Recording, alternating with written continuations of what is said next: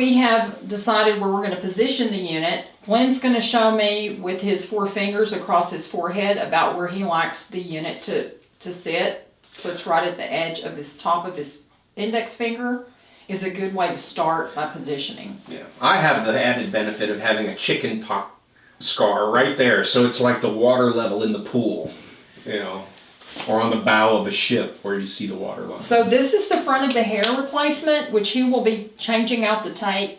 Some people change it out every 7 days. Some change it every 2 weeks. It depends on the person and how busy and active they are. I'm also going to put the tape right at the edge of the unit. And I'll just peel the backing off. Again, this is what all clients do at home. They're going to do this maintenance at home for the front edge.